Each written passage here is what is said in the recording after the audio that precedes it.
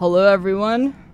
I've been doing a lot of research and I found a rabbit hole that I think it's important to talk about. The rabbit hole that I'm talking about is how both TheQuartering and Ricky Berwick directly financially supported a neo-Nazi and indirectly used their platforms to promote Holocaust denial, anti-Semitism, transphobia, and scientific racism. I'm not calling for them to get canceled. I'm not calling for them to get deplatformed. All I want to do is express the facts of the matter. We're gonna have to start from the beginning, and I'll go over everything. TheQuartering made 2 videos about me. There were several Twitter slap fights. There's a lot of archived deleted things. He deleted every single tweet that could have got him TOS for being transphobic towards me. But that's not really something I care about as much as promoting people who engage in Holocaust denial. That is absolutely fucking detestable, and it should be noted.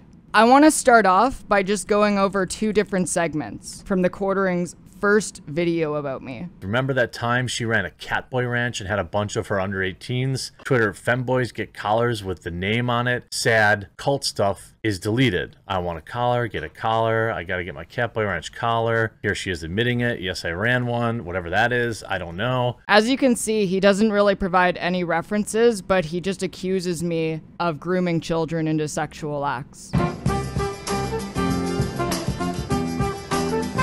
He does it again at 6:17. It is an interesting, position, I think, when you have, this person on Twitter who's, I don't know, in their 30s or whatever, pushing, DIY hormones to kids. This is the thing that he's been sending around to his audience. The thing to note, yes, I sponsor the DIY HRT hub. I pay the money every month in order to push DIY HRT into more mainstream appeal. Because a lot of trans people live in red states where, despite medical evidence that it is okay to transition as a minor, I myself transitioned as a minor. They have made it illegal because of radical anti-trans ideology. I believe that in these circumstances, it is absolutely okay to promote these things. If they cared so much, they wouldn't make it illegal. This is part of an active genocide against trans people. The suicide rates skyrocket once you take away the ability for trans people to seek gender-affirming care.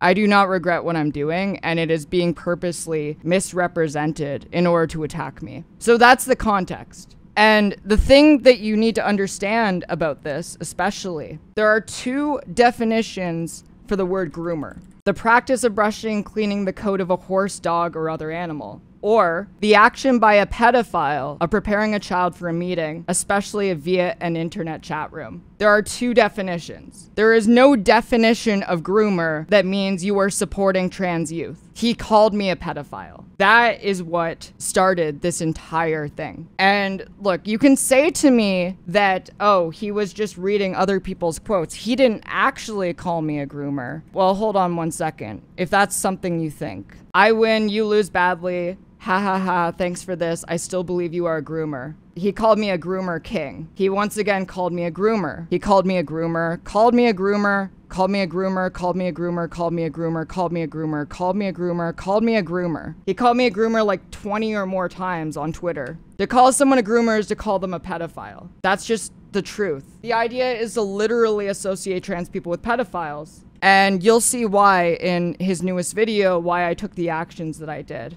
Jeremy, after deciding to drop the mask, started calling me a man, started saying he would only debate women. He wouldn't give me a chance to defend myself against getting called a pedophile to an audience of 1.3 million people. The interesting thing was that during this entire debacle, on the 3rd, he sent me a DM. He said, wish you the best, nothing personal, hope you make tons of cash, I don't do stream/debates. He dropped the grift. If he thought I was grooming minors and abusing children, why would he send me a DM that says, wish you the best? The only reason he would do that is admitting that this is all a grift. This is all just content to him. That's all it is. He stands for nothing. He just wants money. That's why he shills his coffee so much.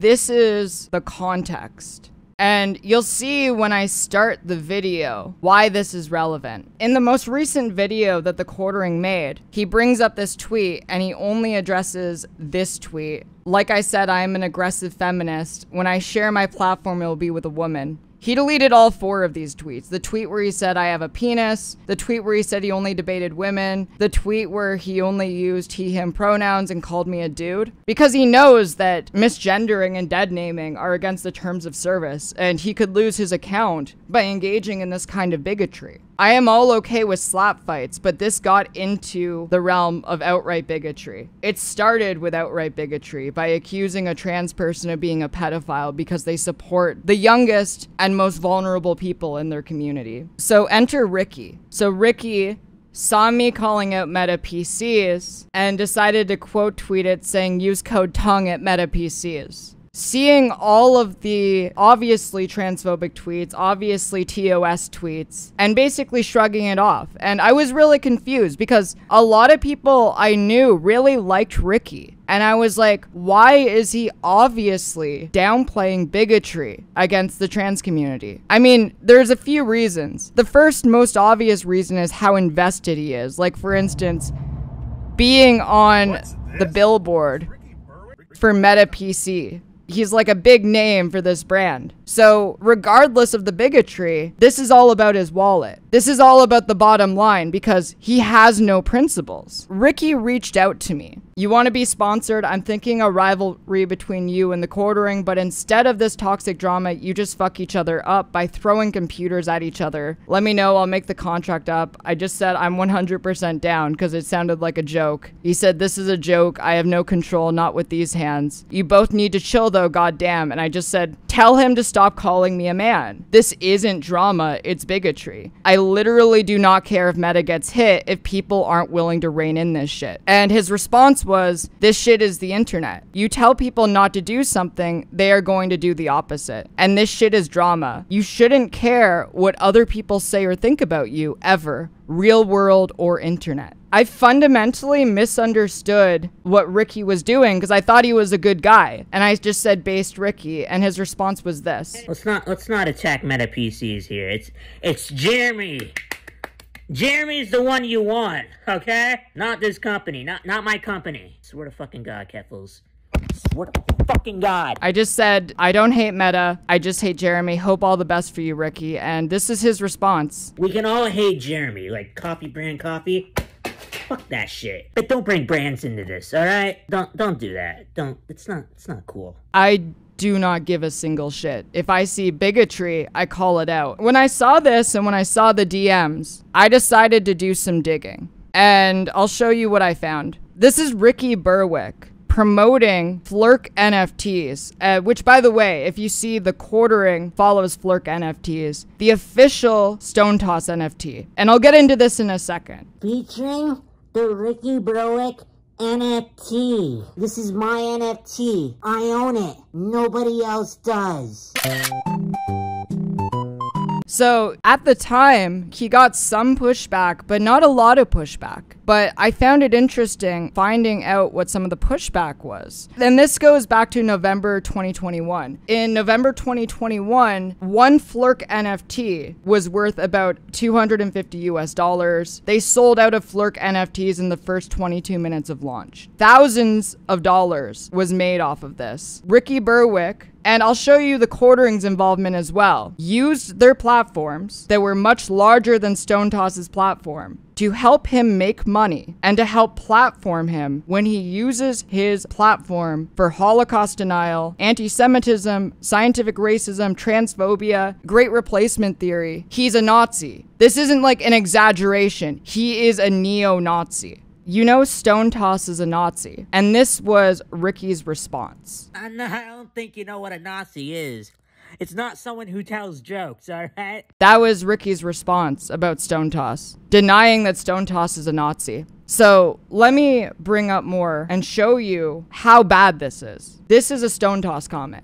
Of course, white privilege exists. Just look at all these white billionaires. One of the Stone Toss characters looks at the portrait, squints, and then sees a Star of David on his neck. And you may be thinking to yourself, this is fucked up. However, this is one of the more tame Stone Toss comics. So in the next comic, so the top comic shows two dogs. Dad, why do dogs look so different? And the dad says, because of their breed, son. Why are some so big and some so small? Their genes, of course. And why are some clever and not others? And he responds, purely economic factors. So the joke here is that the liberal establishment, in their like fucked up mindset, they refuse to acknowledge that the world is governed by biology. That's what these Nazis believe, right? Because they believe in scientific racism. Scientific racism, sometimes termed biological racism, is the pseudo-scientific belief that empirical evidence exists to support or justify racism, racial inferiority, or racial superiority. That is what it is. It was a commentary on scientific racism and the superiority of white people.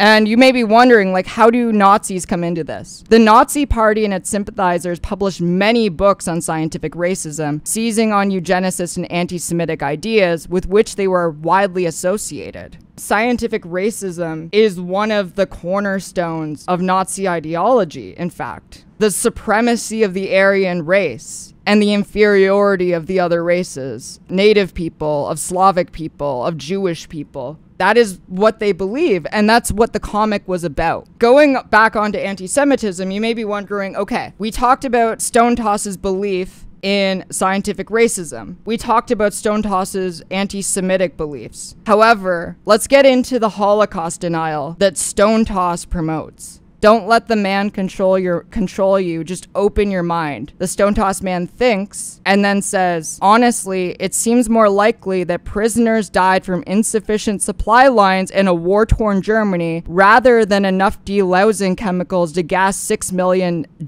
and then it like cuts off before it says Jews. And then the hippie covers his mouth and says, shut up. This is the kind of content that Stone Toss puts out into the world. And this is the kind of content that Ricky Berwick and TheQuartering were promoting when they started promoting and helping him profit off of the Flork NFT project. And that's not even the only Holocaust denial comic. Like in this one, the guy's watching History Channel. Bro, can you believe people still deny genocides like this? Well, folks are already denying the mass killings of white South Africans today, which the mass killings of white South Africans today is another like fascist dog whistle, but that's something I know less about, so I'm not going to get into it. Bro, you read too many internet conspiracies, and then it says History Channel, up next, Ancient Aliens. Now, aside from obviously espousing Nazi rhetoric, Holocaust denial, scientific racism, there's a lot more. A lot more that I'm not even going to get into. I'm going to link a video that was done by Thought Slime if you want to know more, because the deep dive on Stone Toss could take hours, to be honest. Of course, obviously, Stone Toss is involved in spreading transphobic jokes. Because why wouldn't he be? He sees people like me as a degenerate. Commander, our transgender battalion needs reinforcements.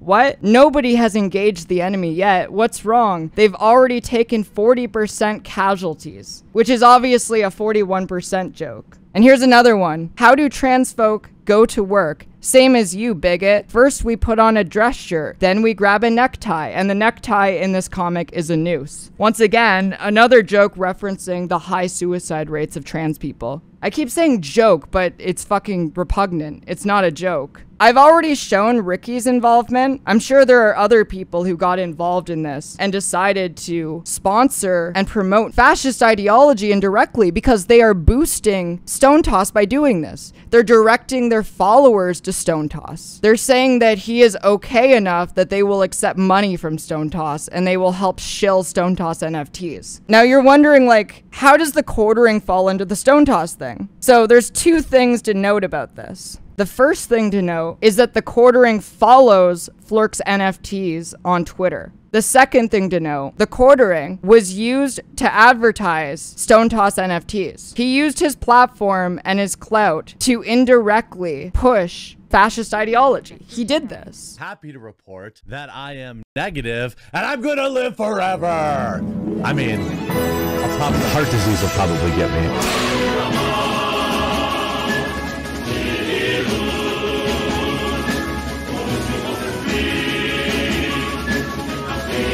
So both Ricky Berwick and Jeremy Hambley, known as TheQuartering, use their platforms to support fascists, to give money to fascists, to boost fascist platforms, to direct their followers to this fascist who uses his platform to deny the Holocaust, to spread discriminatory propaganda against trans people, against gay people, against black people, even against disabled people. I want to show you how Ricky responded to this. When I called out Ricky for his association with Stone Toss, this is how he responded.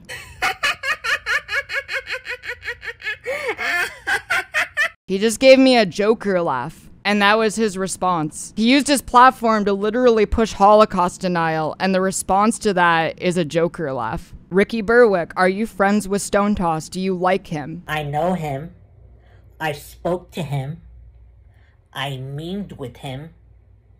But I don't think we're friends. I honestly think that what Ricky did is worse than being friends with him, because Ricky shared his platform with him, and Ricky has a huge following of teenagers on TikTok that have absolutely no idea about any of this. A lot of really impressionable youth who are getting funneled towards fascists because Ricky only cares about the bottom line, which is money. That's it. People don't bring this up. And I think more people should be bringing it up. It's fucking repugnant, and it means that they are willing to throw so many marginalized groups under the bus if it means that they make a quick buck. I don't want to see marginalized people get thrown under the bus, because I know what it's like to be thrown under the bus. Now I've gone over like all of the connections to Stone Toss. I've gone over most of the stuff with Ricky. So I want to go over his newest video and address the things that he has said about me. In terms of going after,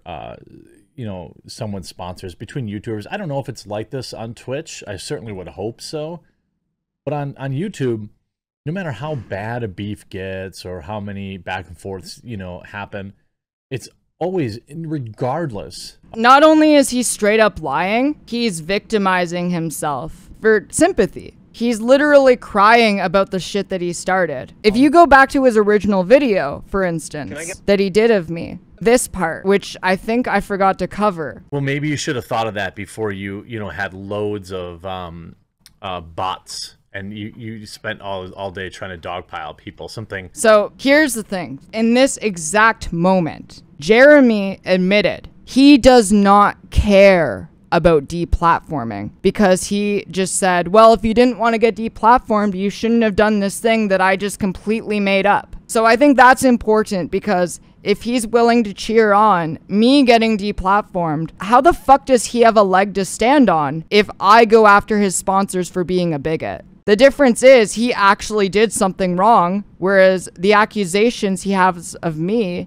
he just fucking made up. Side people are on, it's always viewed as just bad form to go after someone's sponsor. I think this is so telling, because do you remember the tweet, the DM I showed you earlier, where he said, no hard feelings, I don't do stream/debate content, hope you make lots of money. That's why he's saying this is bad form, because to him, this is a back and forth. It's a drama for clicks and views, and is not about minorities getting discriminated against. And if you try to bring this up in these circles, they say you're using the trans shield. And it's like, no, I never did this until he decided to actually start being incredibly bigoted towards me. Then I decided to tag his sponsors. Jeremy has actually done this before. He's gone after someone else's sponsors. This isn't out of the things that he's willing to do. He had 4 different tweets going after someone's sponsors. How is this completely unspeakable if he's willing to do it? Printing lies, faking DMs, faking tweets from me. I'll get onto the faking tweets thing in a second. So last night, Rick over at Review Tech, who has this weird axe to grind with me, like I literally don't care about this guy. He asked to come on my channel about 1,000 times last night because he wanted to show me what a master debater he was. And he brought this other individual with him. It was a hilarious, if you were on my live stream last night, it was one of the most hilarious self-owns that's ever happened. He tried to Sam Cedar me, essentially. I have the clip because he's not willing to post the clip. It makes him look humiliating. And it was embarrassing for him. Embarrassing. All right, let me pull up the clip and show you what actually happened that night. Rich, Review Tech USA, when he got onto Jeremy's stream, gave me a link to the Discord they were talking in. So I joined the conversation. There, judging other, you like to take that position where you make fun of DSP or Boogie, which I understand completely. But oh, hey, Jeremy. Like, hey! You have a million... He didn't even say anything. He literally just muted me right there. I said, hi, Jeremy, and he muted. Subscribers, and you have done absolutely nothing with your life. It's so pathetic that Jeremy, you have shared a link. You have come onto my live Jeremy, stream. Pause. You have come onto my live stream and you have shared the link with a pathetic loser. You are both huge pathetic losers. You've shared the link with the sponsor attacking loser that is Keffals. I do love this. And just bearing his fucking soul. That at the end of the day, all he cares about is his fucking money. He can misgender me and be bigoted as much as he wants. And he can tell his audience that it's okay to call me a pedophile, to engage in this life ruination against me. That's completely okay. However, if you tag his sponsors, that's crossing the line. It's totally crossing the line of Raid Shadow Legends doesn't want to work with you again. Whose life couldn't be worse, literally couldn't be worse. You and Keffals are sitting in my fucking Discord DM right now listening to this. You will never be able to speak on my channel because you're both fucking pathetic. It's really funny that he compared it to the Sam Cedar Ethan Klein thing for a lot of reasons, but like mostly he didn't give me a fucking word. Whereas in the thing that happened with Ethan Klein and Sam Cedar, let's look at the time frame. It starts at 10:42. It doesn't end until like the 18-minute mark. Like, comparing the situation, at least Steven Crowder was willing to fucking duke it out for 8 minutes before he decided to bail, whereas Jeremy gave me 2 words. Like, at least Steven Crowder tried, so I feel like it's incredibly, you know, it's a way to inflate his ego to compare himself to Steven Crowder, because he managed to actually be more pathetic than Steven Crowder. But going back to the video, because we still have a lot to cover. You know, and let me show you what I mean about being in good faith, right? This is one of the people's, you know, again, I'm not going to produce a video that's like, I'm getting threats on my life. But this is like this person's followers, right? They sent all sorts of vile stuff to me, right? Then they went after my sponsors, which I'm going to show you hilariously backfired too. So going on to that, he didn't show something that he obviously should have shown. And the reason why is because he wanted to make me look bad. So this was my reaction. I quote tweeted him and said, if this is someone from my community, this isn't behavior that I condone. The quartering is a pathetic piece of shit and you don't need to post stuff like this to make fun of him. Don't do things like this. And then I found the tweet. People really do blame Keffals for everything. I did this completely on my own. It had nothing to do with her. And because I was bored, I literally don't care that much for Keffals. I watch her streams. That's it. It's pretty disgusting. You'd imply that I was groomed by her. GTFO. So he wasn't willing to even show that I disavow that kind of behavior. I absolutely disavow that kind of behavior. We don't need to engage in that kind of shit. So the next part's really funny. Same person, right?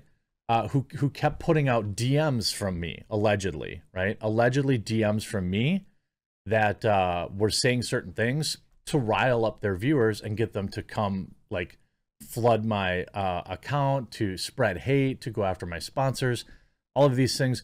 And here that person is literally caught on stream faking the DM. Can someone just, like, send me, like, exactly what my fake DM said? What you see on the right here is an inspect element. It's very basic. It's really easy to fake tweets and fake DMs, but So the thing is with this, I did this in front of 1,300 viewers. If I actually wanted to fake a tweet, I would not be live when I'm doing it. The entire thing was an extended bit. Like when I kept saying the quartering will be on the stream in 20 minutes, it's all just an in-joke. This was done in order to goad him and make fun of him. And I think if you're willing to use your massive platform to spread lies about me that I'm a pedophile, you can fucking man up and handle me making some fake tweets about you. On Twitch, by the way, which is a terms of service violation. It's absolutely not a TOS violation. He's just upset because he's powerless to do anything about it. For someone who's so against deplatforming, he sure talks a lot about deplatforming. The inspect element going on. They think they're really clever. I absolutely don't. I was live when this happened in front of more than 1,000 people. By the way, the DM in that clip that I changed, I made it say, I'm gay and I eat poop. That is what he is soy raging about currently.